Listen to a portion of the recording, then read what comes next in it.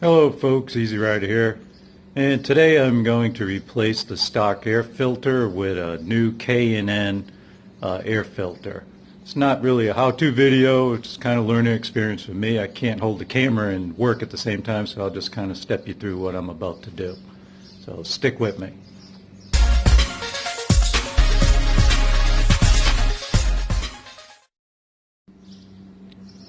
Well, there's my air filter. It's a K&N BM1204. That's supposedly the one that's going to fit into my bike. Now, the first thing I got to do is I got to remove my piece of shit saddlebags and the seat. As you notice, the saddlebags, I got them tie wrapped on, so it's not a real big deal to take this thing off. Alright, let me do that. And here you see the saddlebags are off, and I have my rhizoma rack and saddlebag support right here. Just showing you that. To take the seat off, you use the supplied Torx key that comes with your bike, and it's under the seat in the back, and you just unscrew it and the seat pops right off.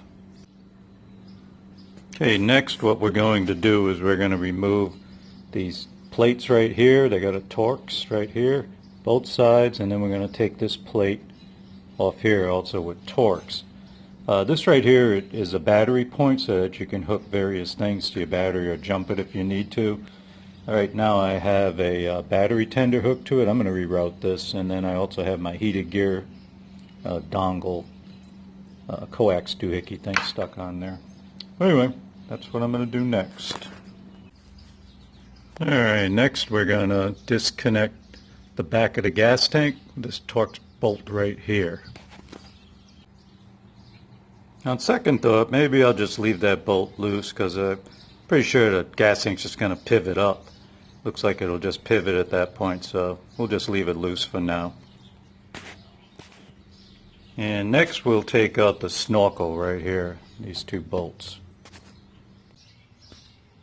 Alright, the final bolts that we need to take out are the front tank bolts on either side. And there's our snorkel right there. And it makes sense to clean all this stuff before you'll put it back together again, but we'll get there. And then lift the tank up from the front, pivot it back, and I stuffed, I don't know if you could see it in there, there's like a blue towel. You ain't gonna be able to see it. But I stuffed an old blue towel in there, and that should give me enough room to get at the air box. Next thing I'm going to do is I'm going to cut this tie wrap right here, and that should give me, move the wires out of the way, and should be able to get that air box out. Well, that was definitely the hardest part. Thing has like these clips on the top. I had to remove that back bolt on the tank after all. And I busted the son of a bitch coming out, so I guess I'll have to re-glue it back together again. Oh, wonderful. Bet you this part at BMW costs like about $5,000. Anyway, shit, as usual. A 1 hour job turns into all frickin' day. Whatever. Well, folks, ran into a little problem trying to pull the snorkel or the manifold out yesterday. It's actually tomorrow right now. In the process of pulling it out, I ended up breaking it. And let me show you in a second what it looks like. Alright, this manifold here has this little doohickey that sticks out. It was a real bear to get it out of that grommet right there. And in the process of pulling it out, I ended up breaking the end off here. So, this thing costs $153, I found out, which is a little bit steep. And so I glued it back together using E6000, which is an industrial glue. And it takes about 24 hours for it to set. So I'm going to put it all back together now. Maybe next time I do this, I might just pull the tank out, because getting this thing out was a real pain in the ass, man. They got these two clips on them, and the bottom clip came out decently, but the top one was a little bit of a bitch. But yeah, you don't have a lot of room to work with. Next time I put some, you can see that white shit on there. I put a little bit of white lithium on it, but the next time I pull this off, I'm going to shoot that grommet with some WD-40, because it was just, like I said, a real son of a bitch to get it out of there. And in the process, I ended up busting the snorkel. Anyway, there's my new K&N filter. The back side of the filter is white lithium grease. They supply it, but if you don't have it, you could use white lithium grease. And there's the old filter. That thing's nasty. What a piece of shit. I can't believe any air was getting through that thing. It was pretty gross. But anyway, button it all back together again, and then I'll get back with you.